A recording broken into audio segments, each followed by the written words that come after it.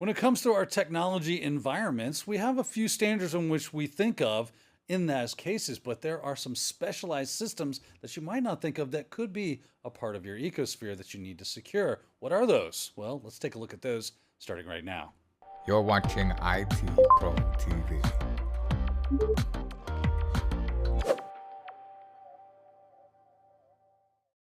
Welcome back to Security Plus here at, say, IT Pro TV. That's right. Today we are talking about specialized systems. And you're thinking, okay, I know, I understand specialized, I understand systems, but I'm not quite putting the two things together. Don't worry, you will be shortly, and you'll be like, oh yeah, I know that. That sounds good. But if we're not thinking about them, they're going to kind of fall on the wayside when it comes to our security because we didn't put them into the equation. We have to factor them in. Wes, you're going to walk us through this laundry list of different specialized systems we need to be prepared for, right? Most definitely. And this is where we kind of diverge from the traditional systems that we think about that have been in networks since really networks began. That's what, some of the concepts that we're going to look at are some of the things that could fly under the radar if you're not aware that they even exist. So let's go ahead and dive into a couple of the first concepts here. And that is SCADA and ICS systems. We have supervisory control and data acquisition systems, as well as what's known as industrial control systems. These basically boil down to things like critical infrastructure. And some of the types that we can see, these large systems, if you will, things like facilities, things like industrial and manufacturing plants, as well as things like energy, right? If you think about critical infrastructure, right? We talk about power plants and stuff. That's all part of these industrial control systems, when it comes to things like energy. And then there's things like logistics that they call out as well. And again, logistics, when we think about it, it's just a coordination of complex operations, and it involves a lot of moving parts, a lot of people, transportation, delivery systems, if you will, all kind of working together. And these systems have to be secure. So be aware of some of the terms, and definitely be aware of, what a SCADA-based, SCADA, I've heard them called both ways, and ICS-based systems are, and then some of the types that they fall under. Yeah, it's funny. These systems used to kind of had security baked into them because they were air gapped, isolated, highly secured. And then we started bolting on insecure technologies to make our lives more easy. Remember the old scale, ladies and gentlemen. That's right. More ease of use, that security is going to go bye-bye. So find that equilibrium and move yourself on. Let's start talking about IoT, because IoT is the soup du jour when it comes to security. So we got to be aware of how we work with these and what they might even entail. What falls under the umbrella of IoT? Oh, definitely. So, IoT is important to understand in general, just because they're predicting by the end of 2025 that we could see upwards of 27 to 30 billion of these devices connected to Did you say with a networks. B? With the big B, billions, right? And that's where things like sensors come in. Maybe you've seen things like DIY, if you will, do it yourself, kind of little things that we like to like to put together and tinker and stuff, if you will. But a lot of these sensors can be built into even things like SCADA systems that we've been talking about too. Other things like smart devices. Smart devices fall really under the IoT. Basically anything that can have a connection to a network. And your refrigerators, if you will. If you've got any of these like Alexa type devices, if you will. Cameras. Even things like your light switches, right? Or could be smart devices. They can be connected up to TCP/IP based networks as well. Other things like wearables, right? If you've ever seen like Garmin watches, Fitbits, your Apple watches, if you will. These are all considered a form of IoT devices. When we think about things like facility automation, that's another thing that we have to consider too when it comes to IoT, as well as even things like, for instance, smart meters. And the big thing for us is, like Dan said, these devices are relatively newer, right? But you look at your SCADA-based systems, right? They were air gapped, right? They had physical security, but then somebody got the bright idea that said, hey, let's go ahead and plug them into TCP/IP-based networks, and now we can get to them over a network from remote locations. Well, Internet of Things is really just a boom that has come along within the last 5 to 10 years, and it is only exponentially growing. So we have to be aware of these devices, because these devices can present security risks inside of our networks, and due to the exponential growth, we're talking about global distribution and a lot more attack vectors that attackers have now with these systems connected to our networks. Yeah, I remember Wes and I had a good time with a consumer grade IP camera where we hacked into it and took root control and made it part of our botnet, which was of one device, was that IP camera. So a lot of fun, but because of the rush to market with things like that, security tends to be not the forefront of those developers' minds. They just want to make some money, and I get that. But if you're going to buy it, you got to be aware of it. So that's good for us. Let's keep moving on. Let's start talking about embedded systems. I kind of made mention of this in a previous episode when I was talking about being at RSA and all these medical devices, and how the person that was selling this security control mechanism was saying those devices cannot be upgraded because they break the system. That's basically an embedded system, right, Wes? Absolutely. That'll be an example of some of the security concerns that we need to worry about when it comes to these specialized devices. So if you're not aware of like some of the specifics on embedded devices, some of the things they call out in the objectives are things like Raspis or Raspberry Pis. Sorry for the jargon there.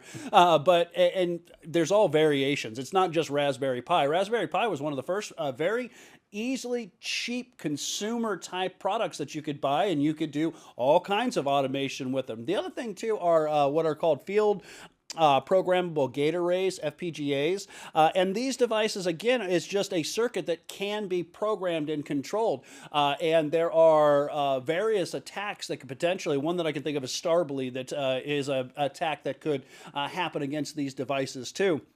Other things maybe you've heard of the Arduinos, right? Arduino is just another way, another type of embedded system. And the other technology that you might hear, the term that you might hear sometimes as well thrown around with embedded systems is SoC.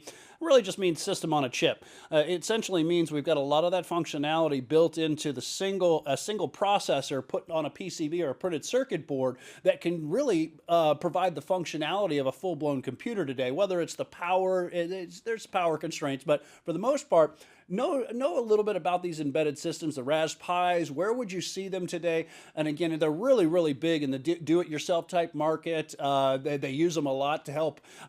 There's good things about them too, so I don't want it to be doom and gloom. I know schools use them to teach kids computer science and stuff, but also remember that they have made their way, if you will, into our production-based networks, and understand what the system on a chip means. But these are some of the embedded systems that I would be aware of for the exam. Wes, we kind of called out some of the big heavy hitters when it comes to these specialized systems that we need to be aware of for our Security Plus exam. There's probably quite a few others that we need to be aware of that don't fall under any major umbrella, but still important nonetheless. Definitely. And they're very proprietary, so there aren't any specifics on these. So Dan's already mentioned some that he's seen out there at RSA. And these are things like, for instance, medical systems, right? These medical systems can fall under specialized systems. They can be embedded. You think of Bluetooth communications as well, basically reporting any kind of medical information. Things like HVAC systems, that's just a technical jargon for a heating, ventilation, and AC units. We have to worry about these, and I believe that's what was an avenue of attack when it came to the Target breach that happened. Now that was more of a, hey, they weren't doing things like access control rosters and paying attention to who was coming in and out of their buildings. But remember, HVAC systems fall under this. I went ahead and put all three of these together here. They call them out on the exam, things like vehicles, aircrafts, and drones. It's definitely with drones today. It's definitely a system that you have to worry about in today's networks. Other things too are the RTOSs. Know what a real-time operating system is. And if you're not aware, all right, think about your operating system that you're using on your laptops, right? These real-time operating systems control a lot of these specialized systems. And I want you to think about, for instance, a car, all right? When an accident happens, the airbag deploys. Real-time operating systems have to give information and have to respond exactly like it says in real time. Imagine if there's any delay in the deployment of that airbag. Well, it's a computer within your vehicle that is actually running a small form of an operating system, and I would take a guess that it's probably some form of Linux.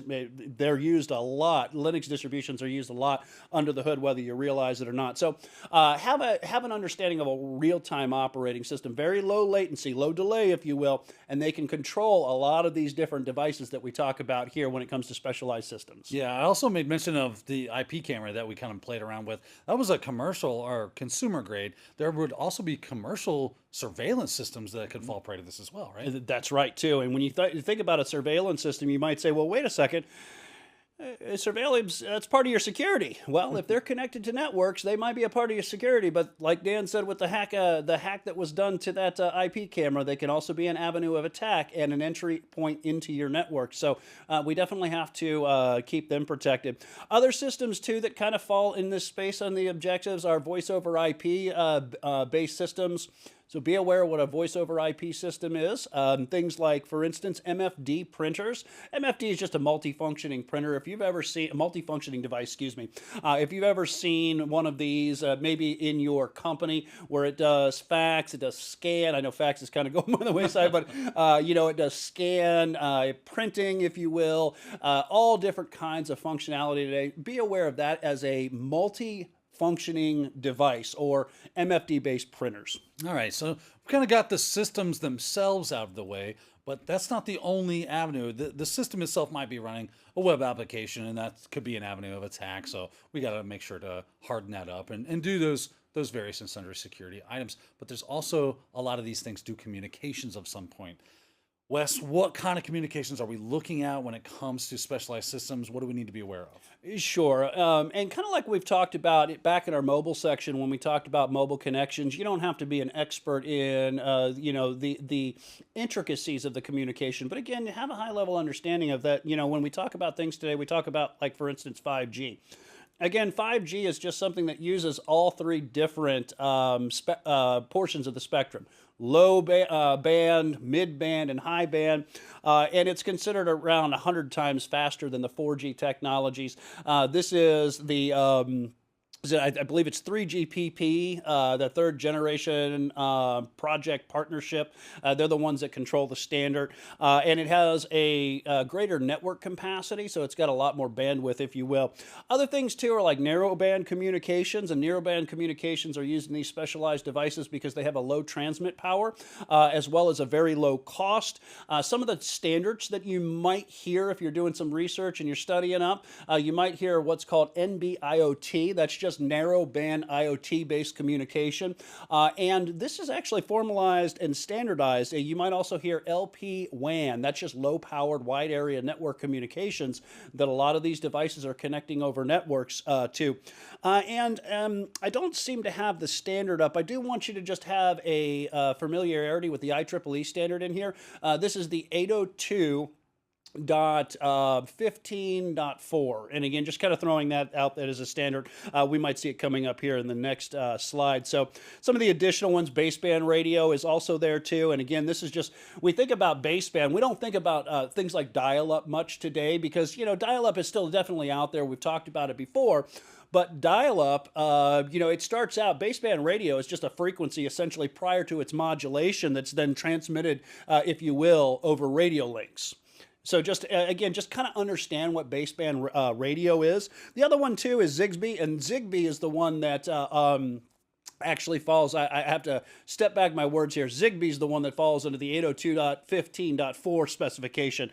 And that's also, and again, one of the reasons sometimes you'll see some comparisons to them is because they're both low-powered, low data rates, and these are used in things like home automation, if you will, medical monitoring, HAVAC sensors, if you will, and they can control a lot of systems. Zigbee uses something known as the Carrier Sense Multiple Access Collision Avoidance, which is a fancy way to say it uses the same type of access method that Wi-Fi uses, and again, that's that IEEE 802.15.4 standard. This is where we see things like LR, the WPAN. That's just a personal area network. All right, it's wireless personal area network, and the LR is just essentially light range, if you will. All right.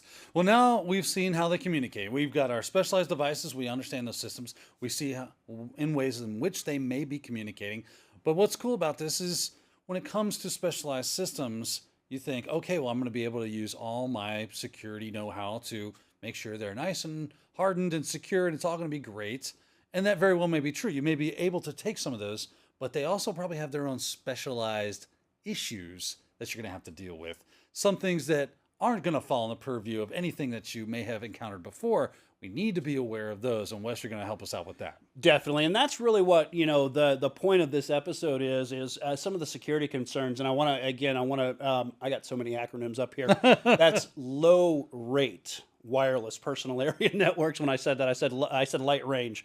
Not the same thing. So let's look at some of the constraints that we have to worry about when it comes to our specialized and embedded systems in general. All right, some of the constraints that we have cryptographic concerns, right? And it could be just based on a lack of encryption altogether.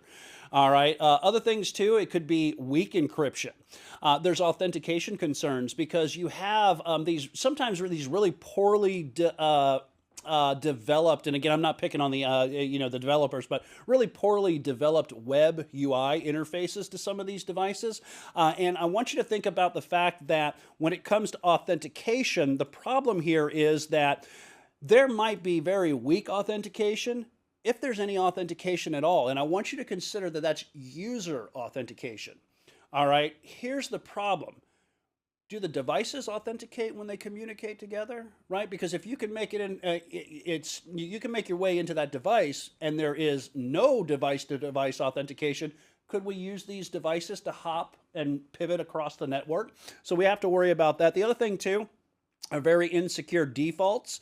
Sometimes these devices, and we should not be operating this way, but sometimes they operate in an implied trust, and that is not something you want. You want to ensure that you have authentication mechanisms, not only user authentication, but you also have device-to-device authentication. Then we also have to be aware of things like the cost associated with risk. All right. You have entire cloud-based technologies that allow you to gather up and aggregate all this information. In fact, that's what a SCADA system's about gathering all that information and turning it into something that we can actually use. Well, the problem with that is a lot of sensitive data in excessive amounts that could lead its way into the wrong hands. So it's definitely something to be aware of. Other things are patch management.